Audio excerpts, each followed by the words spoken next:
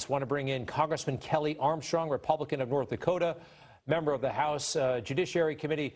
Sir, once again, I really do sense at this point, and I'm a little surprised that there is not huge concern, huge worry over this news, other than this will prolong the trial if it's true. The whole affair will go on longer. It looked like for a brief shining moment we were about to wrap up, but this just means more time. Not that the president is vulnerable.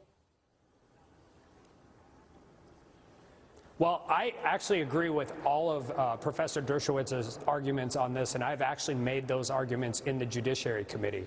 I mean, if you look back from the legal argument about whether or not this rises to impeachment, only in a purely partisan political impeachment proceeding could you have all of these different offenses, whether it's bribery, emoluments, collusion, conspiracy, obstruction, campaign finance, and through the entire process in the House, they couldn't prove any of it, so they use all of it.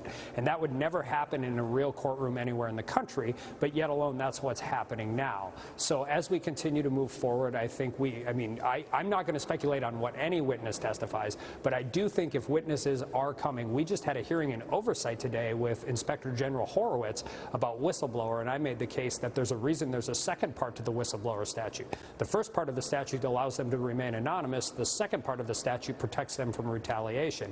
Why would you need the second part of the statute unless they were there? And the reason is they should testify. So if this door does get open, then I want to hear from everybody. I want to hear from Hunter Biden. I think we should hear from Representative Adam Schiff, and I think we should hear from the whistleblower. And if we're going to do this and we're going to have a full hearing, I think we continue to move forward with all of those things. Okay, Congressman, understood what Professor Dershowitz said and what you're saying.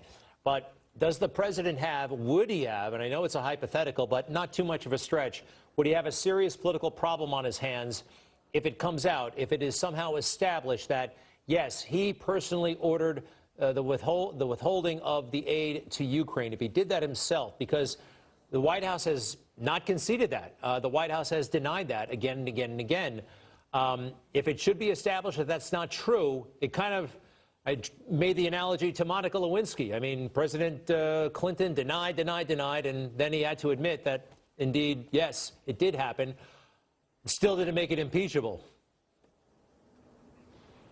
Well, I would, if we're going to go to the Clinton-Lewinsky thing, Clinton was acquitted on a purely partisan vote. But no, I don't think it matters, and the reason it doesn't matter is, one, you got to start from the process of, one, these articles are derelict in how they got sent over, and two, you have to continue to have the argument of the actual victim of the bribery and the extortion, or the alleged victim, is President Zelensky. And President Zelensky has screamed from the top of the rooftops at any chance he has had the opportunity to do that he never felt any pressure. He wasn't the victim of any kind of extortion or bribery. So that's where they come up with the general abuse of power charge. And this is where we get into this area of whether abuse of power is even impeachable, and it just simply is not. And also, Ambassador Bolton testifying to something and it being the truth are not always the same thing. He can testify to certain things. That doesn't necessarily mean it's anything other than him trying to sell a book. So until we hear what he says under oath, and not just him, but all the other witnesses, it's pretty hard to speculate on how this moves forward, other than I will argue that abuse of power and obstruction of justice, as they were sent over from the House, are not impeachable offenses. So that single fact never changes.